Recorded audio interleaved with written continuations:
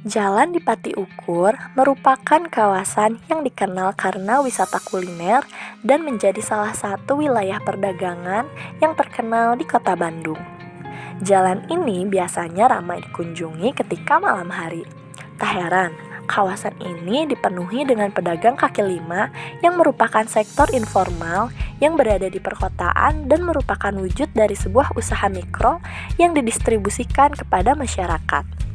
Jalan di Pati Ukur ini merupakan lokasi yang strategis bagi kawasan perdagangan sehingga memiliki daya tarik tersendiri.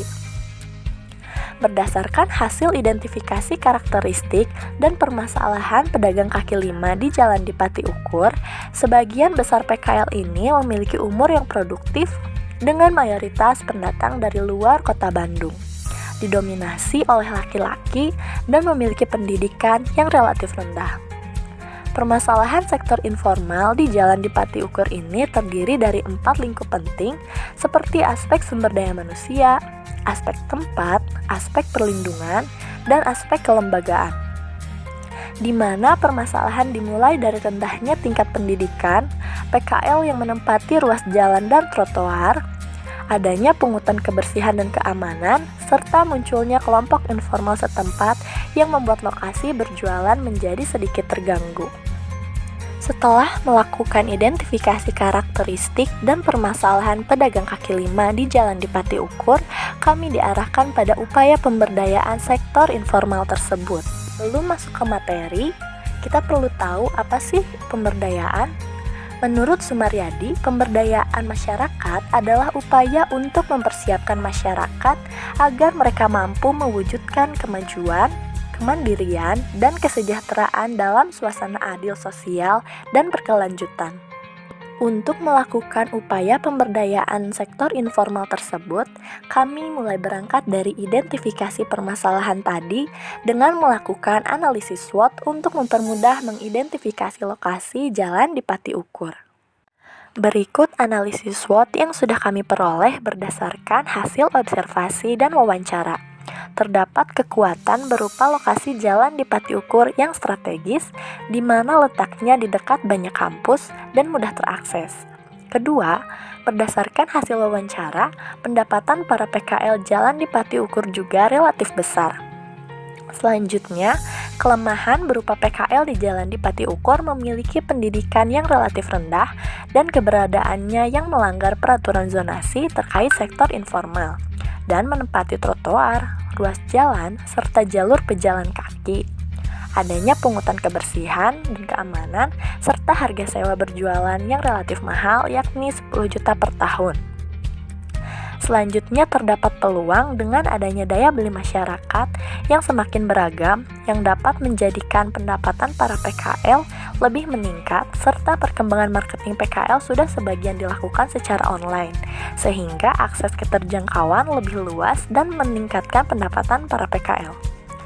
Dan yang terakhir, terdapat ancaman berupa munculnya organisasi informal yang dapat mengganggu kenyamanan seperti pengamis dan pengamen, serta keamanan yang terancam mengingat lokasinya yang menempati ruas jalan.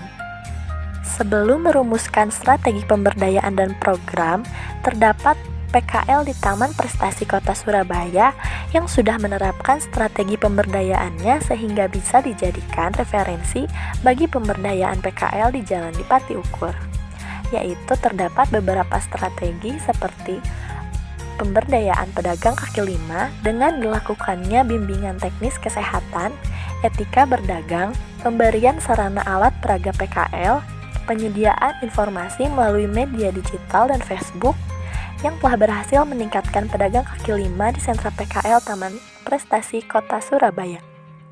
Yang kedua, dengan adanya program pengembangan sumber daya manusia melalui pelatihan berupa bimbingan teknis kesehatan dan bimbingan teknik etika berdagang.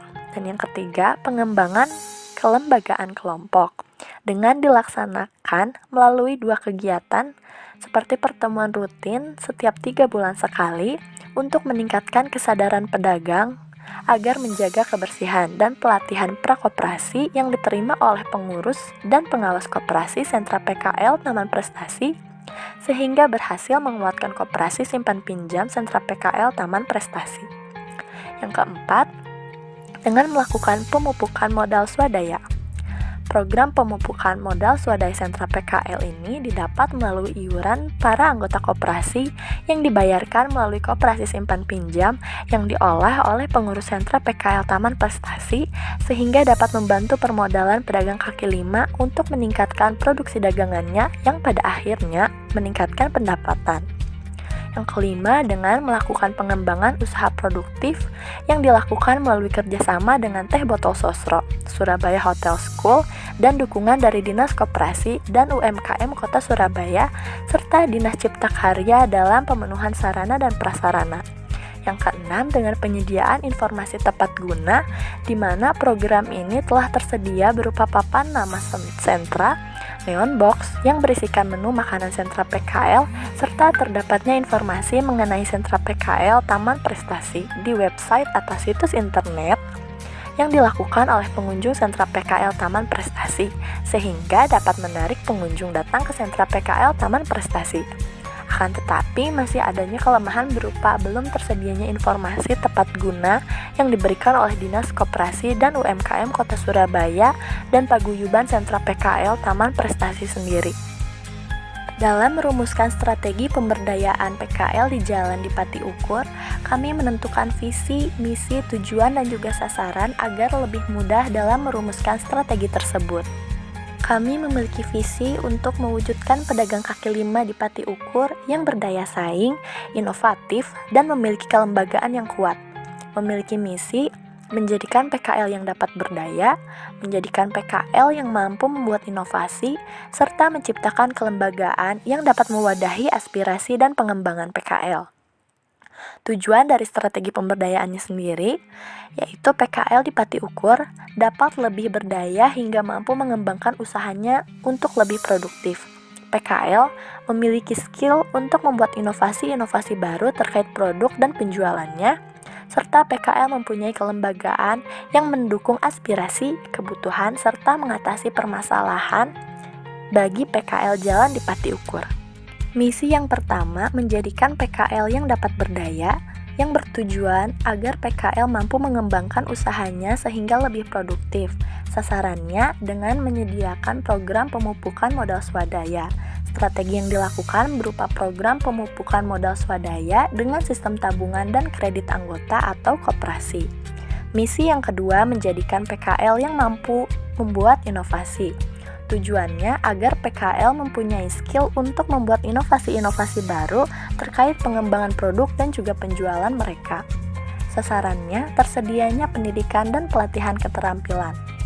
Strategi yang bisa dilakukan berupa adanya pelatihan soft skill dan keterampilan kepada para PKL oleh pemerintah daerah dan program penyediaan informasi dan digitalisasi bagi para PKL. Misi yang ketiga, menciptakan kelembagaan yang dapat mewadahi aspirasi dan pengembangan PKL, yang tujuannya untuk mendukung aspirasi, kebutuhan, serta mengatasi permasalahan di sekitar wilayah di Pati Ukur. Sasarannya yaitu dengan tersedianya lembaga yang bisa mendukung PKL dalam mengembangkan produk dan juga menjadi wadah aspirasi PKL. Strategi yang dilakukan berupa program pengembangan kelembagaan kelompok yang antara lain meliputi bantuan menyusun mekanisme organisasi kepengurusan dan administrasi sehingga menjadi organisasi yang formal. Dan yang terakhir ada implementasi program berdasarkan analisis POAC. Yang pertama ada planning atau perencanaan dengan membuat perencanaan bagi para pedagang kaki lima untuk lebih bisa berdaya saing, inovatif, dan memiliki kelembagaan melalui pendekatan partisipatif dengan melibatkan pedagang kaki lima dalam penyusunan peraturan perundang-undangan dan perencanaan pembangunan terkait pelaku sektor informal. Perencanaan ini ditujukan agar tempat berjualan lebih tertata dan tidak mengganggu arus lalu lintas dan jalur pejalan kaki. Yang kedua ada organizing, yaitu pengorganisasian dengan membuat sebuah organisasi yang berbentuk koperasi dan asosiasi. Mengingat PKL Jalan Pati Ukur sekarang belum memiliki organisasi, kami mengupayakan program berbentuk koperasi dan asosiasi yang bisa menjadi sebuah wadah atas terselenggaranya administrasi. Yang ketiga ada actuating atau pengarahan. dengan mewujudkan pergerakan dengan melibatkan seluruh sumber daya manusia yang terlibat untuk mewujudkan visi, misi, dan strategi dengan melakukan beberapa pemberdayaan yang di dalamnya terdiri dari aspek kelembagaan, permodalan, dan juga pengembangan sumber daya manusia. Dan yang terakhir ada controlling atau pengawasan, dengan membuat keorganisasian untuk mengawasi dan menganalisis seberapa efektif program tersebut bagi para PKL, serta memikirkan permasalahan yang mungkin timbul dari program-program yang akan dilakukan. Berdasarkan pembahasan tadi diperoleh kesimpulan berupa yang pertama, berdasarkan analisis SWOT yang telah dilakukan, muncul fokus tujuan dari pemberdayaan PKL di Dipati Ukur ini, yaitu aspek kelembagaan, permodalan, dan juga pengembangan sumber daya manusia. Dan yang kedua, berdasarkan fokus tujuan pemberdayaan tersebut, maka bisa dirunutkan terkait strategi pemberdayaan, yaitu mencakup pembuatan kelembagaan berupa koperasi dan asosiasi, mengembangkan sumber daya manusia dengan pelatihan, dan mengintegrasikan marketing secara daring, serta pembentukan kelembagaan yang kuat.